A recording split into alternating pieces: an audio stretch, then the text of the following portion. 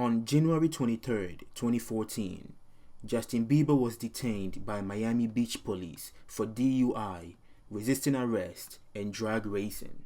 Although all three charges carries a hefty punishment, Justin Bieber got around it and signed a plea agreement in which he was required to take anger management classes and also make a charitable donation. Ready?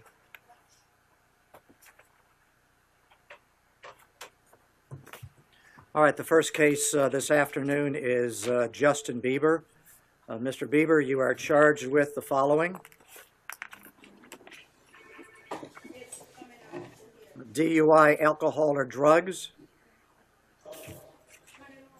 resisting without violence, and driving with an expired driver's license.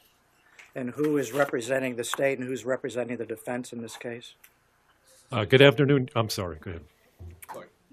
All right. Good afternoon, Your Honor. Roy Black appearing on behalf of Mr. Bieber. I've been retained by his manager, and my partner has attempted to talk to Mr. Bieber at the TGK, but they would not allow him in. But we'll be able to proceed in any event. Okay. Thank you. Juan Perez from the State, Your Honor. All right. No, Bertram Robert. Craig on behalf of the state. All right. Mr. Perez and Mr. Craig? Craigo. Craigo? Okay. State? Judge, on the case of Mr. Bieber, the state is just asking us to be set. Your Honor, we agree with that. Okay. What would the standard bond be? On the count of resisting without violence, $1,000. DUI, $1,000. And on the account of expired driver's license. Corrections, what's standard on expired DL? 500. 500. 500, Your Honor. So the total bond would be $2,500, broken down $1,000 resisting without violence, $1,000 for the DUI, and $500 for the expired driver's license. Is there anything else before me involving Mr. Bieber? No, Your Honor, but thank you very much for hearing us right away, and we appreciate Your Honor's courtesy. You're welcome. Okay, now, so that sounds standard. They basically looked at all the charges together and the maximum amount of sentences that a person will get and gave the person the bond, which happens to be Justin Bieber. At no point did they consider him because he was a celebrity, right? But then let's look at another case where that person did one of what Justin Bieber did. Guys, it was here along Warren Avenue, this is in East Providence, where police say the DUI lawyer hit a parked car. Now, after hearing the details of the deal, Savage struck to plead no contest to the DUI charge against her. The judge said she was catching a break. Elaine Savage walks into a courtroom again. She's an attorney who specializes in DUI cases. But this time, she's not the attorney. She's the one in trouble. Savage pleaded no contest to her drunk driving charge. She was arrested back in January after police say she hit a parked car on Warren Avenue in East Providence and fled the scene. The force of that collision sent that Nissan Murano 83 feet forward into a telephone pole, ultimately causing damage to the Nissan Murano. Police say she was intoxicated. Her blood alcohol content, as measured by a blood test at Rhode Island Hospital at 7:25 p.m., approximately 1 hour after the crash, measured .411. Her license is suspended till the end of August. She'll have to use a device in her car for 1 year that tests her breath for alcohol before it starts. And she has to serve 40 hours community service and continue taking alcohol counseling. The judge accepted the deal, but was clear in his opinion. You're catching a break today, Ms. Savage. I hope you take advantage of it. I hope you get back to doing the things that made you go to law school. Before anything, let's not forget the elephant in the room. How ironic is it that a DUI lawyer got a DUI? I mean, I know she's human, but you will want to set a good example for your clients, right? And let's not act like her sentencing is not way worse than what Justin Bieber got. I mean, Justin Bieber just had to do a charitable donation and also go to anger management classes. She actually got suspended. Is it true that you know that your security guards will punch, grab, and push Paps if they need to? I object. Would you please look at the film that's up there? Go ahead and start. This is a film? Please, sir. This is a film? Pause it. Would you please watch the television? You said it's a film. You said watch the film. Is this a film? Is there a difference between a film and something else? Yes. It's a yes or no answer required, right? I think my lawyer's asking you a question. Please, sir. I think my lawyer's asking you a question. I'm not here to answer his questions. You're here to answer mine. Have you ever disciplined Mr. Hesney? Disciplined? What kind of question is that? Is he my son? Guess what? Guess what? I don't recall. You're not going off the video record, or does that mean I didn't? You got Selena Gomez? Yes. Were you dating her at some point in time? What's the relevance of that? Why are you asking that question? Because I'm allowed to ask. No, you're not allowed to just make up stuff and ask it. What are you talking about? It sounds like you're trying to harass him. Be a lawyer, man. Stop making journalism. This isn't journalism. What is the relevance? What's your pro offer? Have you ever? What's your if pro you have an objection, state your objection. What's your pro offer of relevance on that? Sir, have you ever talked with Selena Gomez and discussed your feelings about paparazzis with her?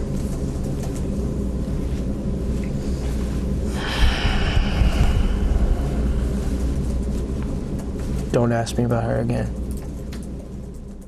The man was trolling around until they mentioned Selena Gomez. I mean, what really happened between them? But that's not what we focused on today. So let's be back to the actual question. Do you believe celebrities have it harder in court than the average citizen? I mean, imagine if an average citizen like me was this rude to the cops like Justin Bieber was. But maybe you need more evidence, so I'll give you more evidence.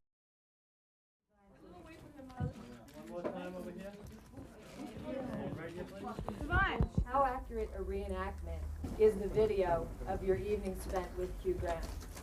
Well, we tried to get it close as possible, but it's like fairly there, but we don't have the original Hugh Grant, but everything else is original. So it's fairly there, you know.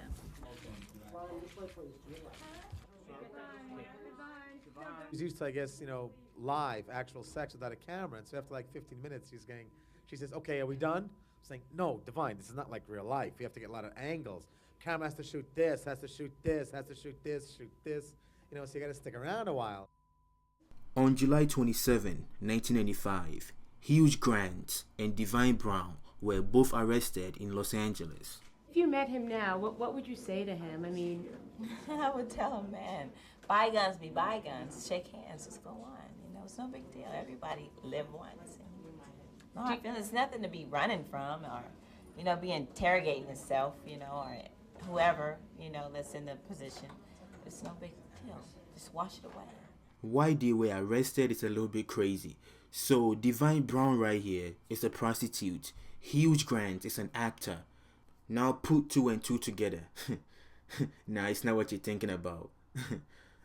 Okay, so that night, Hugh Grant picked up Divine Brown from somewhere, and then he paid her $60 for a blowjob. So she took it and gave him the blowjob in the car. So initially, they were not gonna get caught. Initially, it was all nice, but somehow, Hugh Grant kept on stepping on the brake. And I think it might be a 9. He kept on stepping on the brake, and the backlight kept on coming on. So a cop was behind them, and then he was just wondering, what's going on in that car? So he went to check it, and lo and behold, there Hugh Grant was, there Divine Brown was, and there was a blowjob, and now put 2 and 2 together. They got arrested. At 7560 Hawthorne Avenue, Hugh Grant was arrested with a prostitute in 1995 with a 23-year-old hooker named Divine Brown. So as you can predict, Hugh Grant was really disappointed. Divine Brown was really happy because she became famous. But that's not what we're talking about today. The question is, do you think celebrities got it harder than actual regular people, or they have it easier?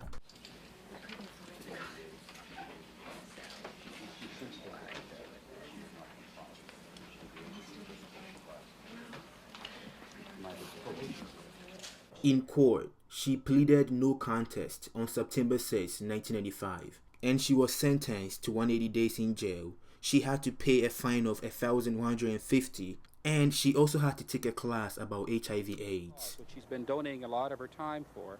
And you've probably been reading that she's getting tidbits of money for perhaps being on a TV show or talk show or what have you. And she has been assisting those who are less fortunate. Hugh Grant, on the other hand, remember, they both committed the same crimes, except one is a prostitute and one was an actor. But Grant was only sentenced to pay a fine of $1,000 and was also ordered to attend an HIV/AIDS education. The likelihood is that she won't. Why do you say that? Well, prostitution is a crime that's motivated by financial need. And it appears that right now she does not have the financial need to go back on the street. Now think about it. Two people, same crime, different careers. One is more famous than the other. Most famous got an easy punishment and less famous got a harsh punishment. Now back to the question. Do you think celebrities have it harder in court than regular people? Or you need more evidence? I will show you more evidence then. I was in possession, as well as telling the officer that the bag wasn't mine, the purse. All right. Now, first of all, as to the possession, what did you possess? Cocaine.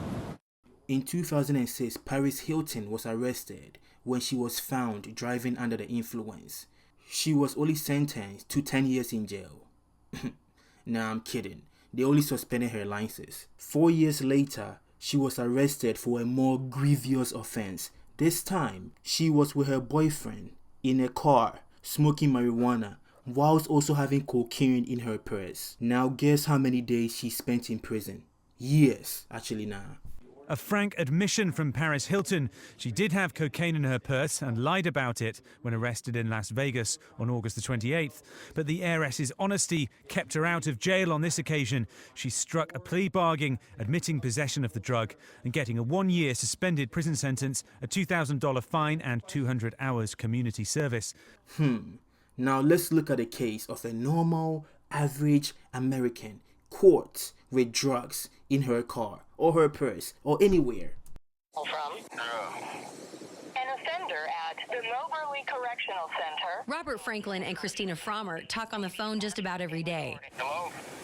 Hi, Rob. She's with the Canna Convict Project, and he's a cannabis convict who is facing 22 years in prison for possession. This changed me for the better and changed me for the worse.